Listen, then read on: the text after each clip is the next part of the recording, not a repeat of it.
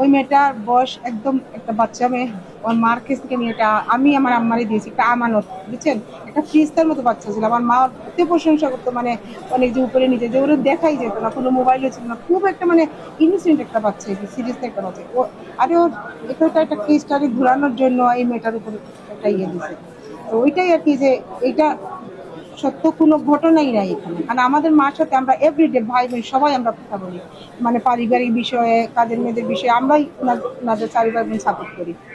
তো এখানে কোনো কোনো কিছুই নাই এই মেয়েটার পড়াশোনা। এটা একটা ফিরিস্তা বাচ্চা, এটার ব্যাপারে আপনারা যদি এরকম মিডিয়াতে দেন তাহলে এটা ভালো হবে না। একটা ফিরিস্তা বাচ্চা এটা আমরা সোজা কথা যে বটম লাইন ইজ, এটা আমরা মানি না, এটা হতেই পারে না। প্রাথমিক ধারণা হচ্ছে এখানে ইন্টেলেকচুয়াল ক্রাইমস অত্যন্ত সূক্ষ্ম পেশাদার কাজটা হয়েছে।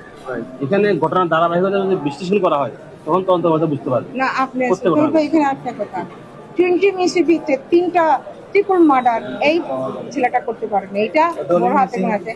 আর দলিলটা তো মিছে মিছে লেখা আছে। আর আমরা চাই আমার ভাই, আমি, আমার আরো যে 2 বোন আছে আমাদের পরিবার, ওরে দ্রুত রিমান্ডে নিয়ে আমাদের সত্যটা।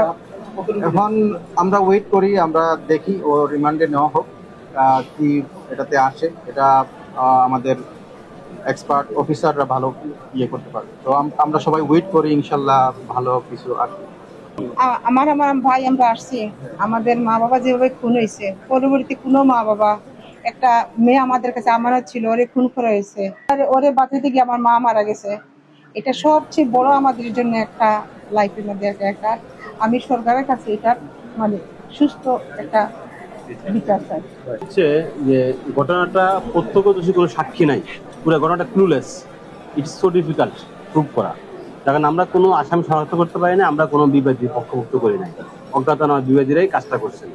এখন সেটা ঘটনার ধারাবাহিকতার আলোকে তদন্ত কর্মকর্তা বাংলাদেশ সরকার যারা আছেন তাদের পেশাগত পরিচয় দিয়ে বাংলাদেশের চাঞ্চল্যকর হত্যা মামলার বিষয়টা অতি দ্রুত এবং শক্তিশালী প্রমাণ করবেন, এবং যার মাধ্যমে আমাদের বাবাদের যেন আর লাশ আমার ছেলেরা যেন নিতে না হয়, আমাদের বাবাদের লাশ যেন আমরা যেন আর বহন করতে না হয়। আর একটা কথা, একটা ছেলের খান্তে যেন আর কোনো মা বাবা একসাথে কোনো মা বাবা যেন এরকম যেন না হয়, মাটি দিতে হয়েছে আমার বাইরে একা।